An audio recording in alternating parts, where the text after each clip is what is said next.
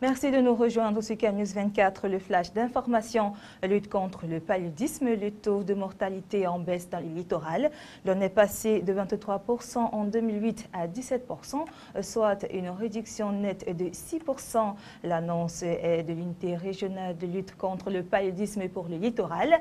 Elle vient d'être rendue publique à la faveur de la journée mondiale de lutte contre le paludisme, placée sous le signe de investir dans l'avenir, combattre le paludisme. Cette autre édition était le lieu pour les responsables de la santé de la région côtière de faire le point sur l'opération de distribution gratuite des moustiquaires imprégnés à longue durée d'action. Dans la métropole régionale de l'Adamawa, c'est par une marche sportive à travers les artères de la ville de Ngaoundéré que les combattants du paludisme ont manifesté leur volonté à éloigner de leur cadre de vie cette épidémie et ses vecteurs, justement en adoptant des comportements responsables et en dormant sous les moustiquaires imprégnés. Le point de départ et le point de chute étaient l'esplanade des services du gouverneur de la région. L'objectif visé, sensibiliser les populations sur l'importance de la prévention contre le paludisme et l'utilisation des moustiquaires imprégnés, mais aussi d'interpeller les consciences. Renforcement de la coopération économique et commerciale entre le Cameroun et les États-Unis. La Chambre de commerce, de l'industrie, des mines et de l'artisanat de Douala abrite les travaux de la mission commerciale et des hommes d'affaires américains qui vont s'entretenir durant 2 jours avec les hommes d'affaires camerounais pour des partenariats gagnants-gagnants. L'objectif étant de promouvoir le commerce international et les investissements directs entre le Cameroun, les îles Caraïbes et les États-Unis. Notons que près de 70% des industries sont installées dans la ville de Douala. Parlons à présent de gestion urbaine. Le Cameroun envoie de finaliser les documents de contractualisation en vue des villes camerounaises plus harmonieuses et plus incisives.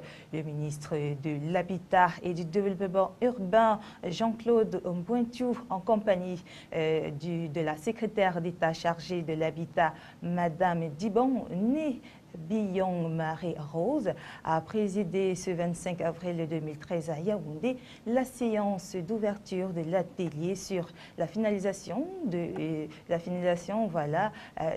la modification des outils de contractualisation utilisés, que sont ainsi les contrats de ville et aussi d'autres documents.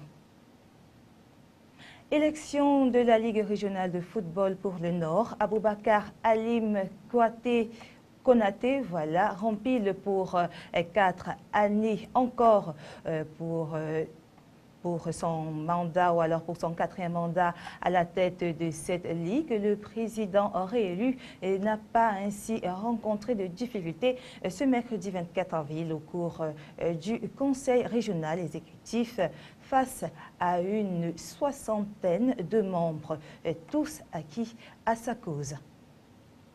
À présent, voici l'essentiel de la page étrangère avec nos confrères de l'agence France-Presse. Un Pékin Express pour François Hollande. Pour son premier déplacement en Chine, le président de la République a 2 priorités. Le rééquilibrage des échanges commerciaux avec Pékin et les questions politiques. Premier dirigeant occidental à être reçu par le nouveau numéro 1 chinois Xi Jinping. Il a 37 heures pour séduire. Près de 60 patrons français font également partie du voyage.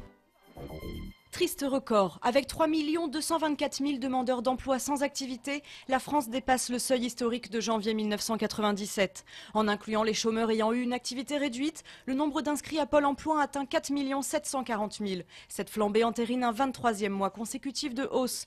Face à ce défi, François Hollande a appelé au rassemblement du pays, mais côté syndical, l'heure est au pessimisme. Intense recherche au Bangladesh. Après l'effondrement d'un immeuble de 8 étages qui a fait au moins 230 morts, les secours luttent toujours pour extraire des survivants piégés sous les décombres. Plus de 3000 ouvriers du textile, dont une majorité de femmes, travaillaient dans cet immeuble. Il abritait 5 ateliers de confection, notamment liés à la marque espagnole Mango ou au britannique Primark. Le FBI sous le feu des critiques. Le nom de Tamerlan Tsarnaev, l'aîné des deux frères soupçonnés d'être les auteurs des attentats de Boston, avait été détecté depuis 2011 par les autorités russes. D'après les premiers mots de son frère hospitalisé, il serait le cerveau des explosions qui ont fait 3 morts, 200 blessés. Pour Vladimir Poutine, cet attentat doit pousser Russie et États-Unis à lutter ensemble contre le terrorisme. Il a 40 ans et plus tout à fait la cote. Long ruban de 35 km autour de la capitale qui accueille plus d'1 million de véhicules par jour, le périphérique parisien est devenu synonyme de bruit et de pollution pour les quelques 100 000 riverains qui vivent à ses abords. Pour son anniversaire, il va recevoir un peu de verdure avec l'inauguration du jardin suspendu Anna Marly, construit sur une dalle à la porte de Vanves. Voilà, c'est tout pour ce flash d'information. Merci de nous avoir suivis.